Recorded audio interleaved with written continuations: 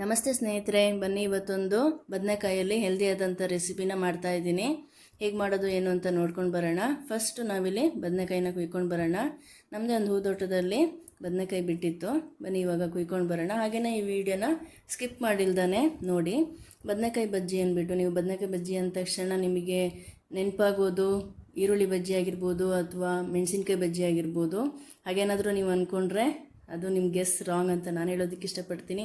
ಹಾಗಿದ್ರೆ ಇದನ್ನು ಹೇಗೆ ಮಾಡೋದು ಏನು ಅಂತ ಕ್ಯೂರಿಯಾಸಿಟಿ ನಿಮಗೂ ಇದ್ದರೆ ಖಂಡಿತ ಬನ್ನಿ ನೋಡೋಣ ಇವಾಗ ಹೇಗೆ ಮಾಡೋದು ಏನು ಅಂತ. ವಿಡಿಯೋನ ಸ್ವಲ್ಪನೂ ಸ್ಕಿಪ್ ಮಾಡಿಲ್ದಾನೆ ನೋಡಿ. ಹಾಗೆ ಕಮೆಂಟ್ ಕೂಡ ಮಾಡಿ ಹೇಗಿತ್ತು ಏನು ಅಂತ. ಖಂಡಿತ ಒಂದ್ಸಲ ನೀವು ಕೂಡ ಮನೇಲಿ ಟ್ರೈ ಮಾಡಿ. ಬನ್ನಿ ಇವಾಗ ಹೇಗೆ ಮಾಡೋದು ಏನು ಅಂತ ನೋಡೋಣ. ನಾನಿಲ್ಲಿ ಬದನೆಕಾಯಿನ ತೊಳ್ಕೊಂಡಿದ್ದೀನಿ. ತೊಳೆದ್ಬಿಟ್ಟು ಇದನ್ನು ಕಟ್ ಮಾಡ್ಕೊಳ್ಳೋಣ. ನಿಮಗೆ ಯಾವ ಶೇಪ್ ಬೇಕೋ ಆ ರೀತಿ ಕಟ್ ಮಾಡ್ಕೊಳ್ಬೋದು. ಚಿಕ್ಕದಾಗಿ ಕೂಡ ಕಟ್ ಮಾಡ್ಬೋದು ಅಥವಾ ದೊಡ್ಡದು ಕೂಡ ಕಟ್ ಮಾಡ್ಕೊಳ್ಬೋದು. ನಾನಿಲ್ಲಿ ಈ ರೀತಿ ಉದ್ದುದ್ದ ಕಟ್ ಮಾಡ್ಕೊಳ್ತಾ ಇದ್ದೀನಿ. ಎಲ್ಲದನ್ನು ಇದೇ ರೀತಿ ಕಟ್ ಮಾಡ್ಕೊಳ್ಬೇಕು. ಆದಷ್ಟು ನಿಮಗೆ ಬದನೆಕಾಯಿ ಎಳೆ ಇದ್ದರೆ ತುಂಬಾ ಚೆನ್ನಾಗಿ ಬರುತ್ತೆ ಇದು ರೆಸಿಪಿ.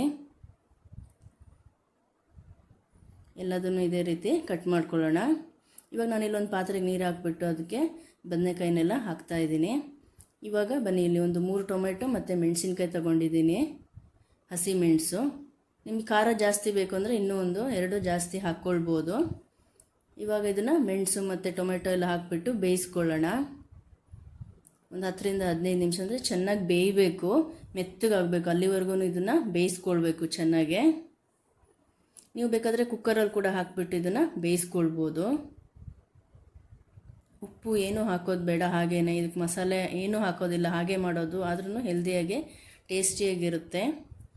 ಅದು ಬೇಯೋಷ್ಟೊತ್ತಿಗೆ ಬನ್ನಿ ನಾವಿಲ್ಲಿ ಈರುಳ್ಳಿನ ಕಟ್ ಮಾಡ್ಕೊಳ್ಳೋಣ. ನಾನಿಲ್ಲಿ ತುಂಬ ಚಿಕ್ಕದಾಗಿ ಈರುಳ್ಳಿನ ಕಟ್ ಮಾಡ್ಕೊಳ್ತಾ ಇದ್ದೀನಿ ನೋಡಿ. ಇವಾಗ 15 ನಿಮಿಷ ಆಗಿದೆ, ಚೆನ್ನಾಗಿ ಬೆಂದಿದೆ. ಟೊಮೆಟೊನೂ ಬೆಂದಿದೆ, ಹಾಗೆ ಬದನೆಕಾಯಿ ಕೂಡ ಚೆನ್ನಾಗಿ ಬೆಂದಿದೆ. ಇವಾಗ ಇದನ್ನು ತೆಗೆದುಬಿಟ್ಟು ಫಿಲ್ಟರ್ ಮಾಡ್ಕೊಳ್ಳೋಣ. ನೀರನ್ನು ತೆಗಿಬೇಕು.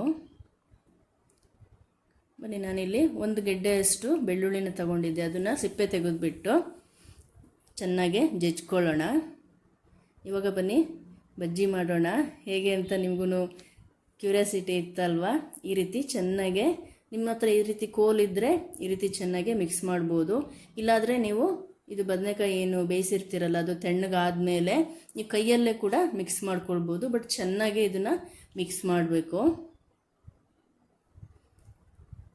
ನೋಡಿ ಈ ರೀತಿ.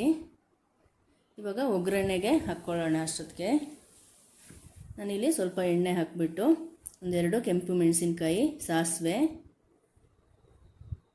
ಮತ್ತು ಕರಿಬೇವು ಹಾಕಿಬಿಟ್ಟು ಒಗ್ಗರಣೆ ಮಾಡ್ಕೊಳ್ಳೋಣ. ಸ್ಟವ್ ಆಫ್ ಮಾಡ್ಕೊಳ್ಳೋಣ. ಇವಾಗ ಇದಕ್ಕೆ ಏನೇನು ಹಾಕಬೇಕು, ಹೇಗೆ ಮಾಡೋದು ಅಂತ ನೋಡ್ಕೊಂಡು ಬರೋಣ ಬನ್ನಿ. ನಾನಿಲ್ಲಿ ಟೇಸ್ಟಿಗೆ ಉಪ್ಪು ಹಾಕ್ತಾಯಿದ್ದೀನಿ ಸ್ವಲ್ಪ. ಅದಾದಮೇಲೆ ಬೆಳ್ಳುಳ್ಳಿ ಏನು ಜಜ್ಜಿಟ್ಕೊಂಡಿದ್ವಲ್ಲ ಅದನ್ನು, ಹಾಗೆಯೇ ಈರುಳ್ಳಿನ, ಇದನ್ನೆಲ್ಲ ಹಸಿ ಹಾಗೇ ಹಾಕಬೇಕು.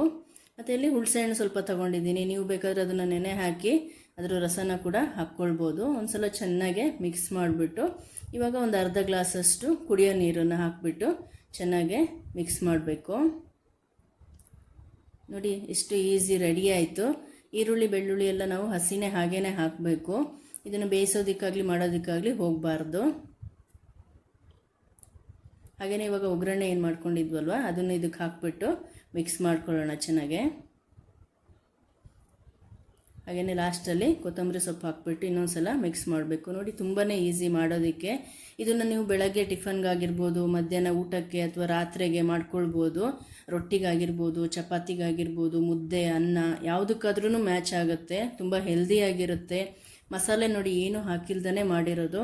ಖಂಡಿತ ಒಂದು ಸಲ ನೀವು ಮನೇಲಿ ಇದನ್ನು ಟ್ರೈ ಮಾಡಿ. ಹಾಗೆ ಹೇಗಿತ್ತು ಅಂತ ಹೇಳೋದನ್ನು ಕಮೆಂಟ್ ಮಾಡೋದನ್ನು ಮರಿಬೇಡಿ.